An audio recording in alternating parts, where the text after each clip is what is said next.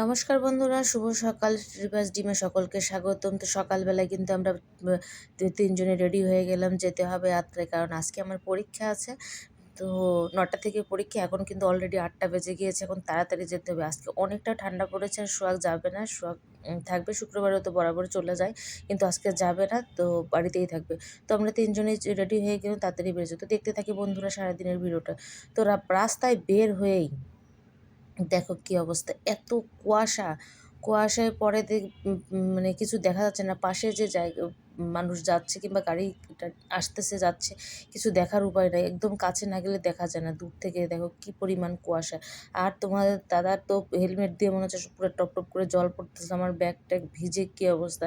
মনে তো হচ্ছে যে এবার গিয়ে আর কোনো কিছু লিখতে পারবো না, এই তো অবস্থা। তো যাই হোক, এই ঠান্ডার মধ্যে যেতে হবে, বাবা বারবার বলছিল আগের দিন যাওয়ার জন্য। তো চলে আসলাম, কিন্তু বাড়িতে এসেই পরীক্ষার সময় হয়ে গেছে, তাড়াতাড়ি করে আমি পরীক্ষা দিতে চলে গেলাম। তারপরে বাসায় চলে আসছি, এসে স্নান করে ১২টার সময় পরীক্ষা শেষ হচ্ছে, ৯টা থেকে ১২টা ছিল। তো পরীক্ষা শেষ করে বাড়িতে আসলাম, এসে স্নান করে তো একটু ঘোরাফেরা করতেছি।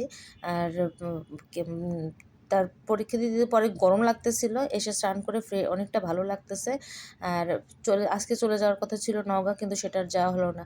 তো যাই হোক, তারপর একটু গেলাম শ্বশুরবাড়ি, ওখান থেকে একটু কাজ ছিল, সেই কাজটা শেষ করে তোমার দাদাকে বলছিলাম চলো একটু ঘুরতে যাই, মানে একটু ভিডিও করতে যাব। তো বলছিল তো ঠিক আছে চলো। তো যেতেই পরে হঠাৎ করে ডিসিশন হলো যে নাটোর নিয়ে যাবে, মানে বর টোটালি সারপ্রাইজ দিয়ে দিল আর কি। নাটোর মানে যাবো। তো চলে আসলাম উত্তরা গণভবনের পেছন দিকে চলে আসছি, কিন্তু নাটোরে কিন্তু ঢুকে পড়েছি। উত্তরা গণভবনে চলে আসছি, এখন আস্তে আস্তে প্রায় ৫টা বেজে গেল। তো এসেই মনটা খারাপ হয়ে গেলো। প্রথমে দেখো আমি একটু এই যে হচ্ছে উত্তরা গণভবন, এখানে চলে আসলাম। এসে কিন্তু আর ৫টা বাজলে আর কিন্তু টিকিট দেয় না ভেতরে।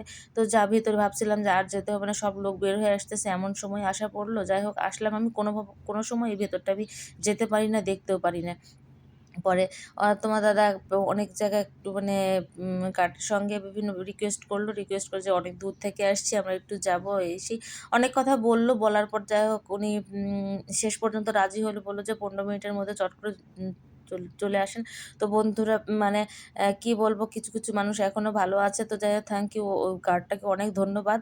তো চলে আসলাম আমরা ভেতরে। ভেতরের অবস্থাটা দেখো, যে দুই পাশে যে রাস্তাটা, দুই পাশে গাঁদা ফুলের গাছ, আর ভেতরে দেখো কত ফুল, পুরা ফুলের রাজ্যে মনে হচ্ছে হারিয়ে যাচ্ছে, এরকম একটা পরিস্থিতি। আমার তো খুবই ভালো লাগলো, মানে 15 মিনিটের মধ্যে যতটুকু যা করা যায় চটপট করে অনেক ছবি টবি উঠালাম, ভিডিও করলাম। কিছু কিছু জায়গাতে ওই পাশে যেতেই পারিনি, কারণ অতটুকু সময়ের মধ্যে এত বড় জায়গা কি করে যাওয়া যায়। তো বিভিন্ন জায়গায় ঘুরতেছিলাম, দেখো পুরা এই পাশে গাঁদা ফুলের গাছ, ওই পাশে ওটাই যেন কি ফুল ভুলে যাই। তো সেই ফুলের ওখানে যাচ্ছি, চারিদিকে মানে ফুলে ফুলময় অবস্থা। সবাই যে যার মতো ভিডিও করতেছে, সবাই সুন্দর মতো সাজুগুজু করে আসছে। আর আমি যে হুট করে এইভাবে করে পুরা মানে মাটাল অবস্থায় চলে আসছি যাকে বলে। তো চুলটাও ঠিক মতো করা হয় না। কি যে অবস্থা, সরে চুলে পা ধরছে শুধুমাত্র। আমি সেটাই বলতেছিলাম যে সবাই কি সাজুগুজু করে আসছে, আর আমরা দেখো কেমন করে চলে আসলাম। তো তো বর বলতেছে সারপ্রাইজ দিলাম, সারপ্রাইজ তো এমনই হয়। তো যাই হোক, চলে আসলাম। এখন ওই তো ঘোরা শেষ মোটামুটি, এখন আমরা বের হয়ে যাচ্ছি, যে যাবো, বের হয়ে চলে যাচ্ছি। অনেকটাই ঘোরা বাকি থাকলো, অবশ্যই পরবর্তীতে আবার আসবো। এসে আর কি, মেয়েকে যেহেতু নিয়ে আসা হয় না, আসার সময় মানে বাচ্চাকে নিয়ে আসা হয়েছে। তো নিয়ে এসে সবাই মিলে এখন পরে যখন আসবো ঘুরতে, তখন দেখা যাবে। তো যাই হোক, এই যে কিন্তু এটা হচ্ছে ভেতরে ঢোকার পরে বের হয়ে যাওয়ার যে উপরে একটা দেখো সুন্দর ঘড়ি আছে, এটা আমি প্রতিদিন মানে সবসময় ভাবতাম যে এখানে আসবো, কিন্তু কখনো সত্যি এত কাছে হলো তারপরেও আসা হয় না। দেখো এই ঘড়ির পুরো গেটটা অসাধারণ লাগে। সব মিলে উত্তরা গণভবন অনেক সুন্দর লাগলো, মানে তোমরা আসলে ঘুরলে দেখলে বুঝতে পারবা। তাছাড়া তো আর ফোনে ফোনে দেখে অতটুকু সম্ভব না। তো যাই হোক, আমরা এখন বের হয়ে যাচ্ছি। তো গার্ডটা বলল যে ভিডিও করা যাবে না, তোকে ভিডিও করলাম না। তো থ্যাংক ইউ গার্ড ভাইকে। তো তারপরে যে বের হয়ে আসলাম যেহেতু আসছি নাটোরে। আর এসে একটু মন্দিরে যাবো, ওরা একটু মায়ের চরণ স্পর্শ করবো না, এটা কেউ হতে পারে। তো চলে আসলাম মায়ের মন্দিরে। এই মন্দিরটাই হচ্ছে সেই মন্দির যে মন্দিরে আমাদের বিয়ে হয়েছিল, তো সেই মন্দিরে এই মায়ের কাছেই চলে আসলাম আর কি। কিছুক্ষণ বসলাম, মায়ের কাছে প্রণাম করলাম। ক উম আসলে যেন মনটা জুড়িয়ে যায়। তো উম তোমার দাদা বলতেছিল, বারবার বলতেছিল যে এই জায়গায় সেই জায়গায়, যেখানে সেই ১৬ বছর আগে আমরা এখানে এসে বিয়েটা করেছিলাম। এই মায়ের মন্দিরেই ছিল, এই মাই ছিল। তবে যে পুরোহিতটা আমাদের বিয়ে দিয়েছিল সে পুরোহিতটা আর বেঁচে নেই।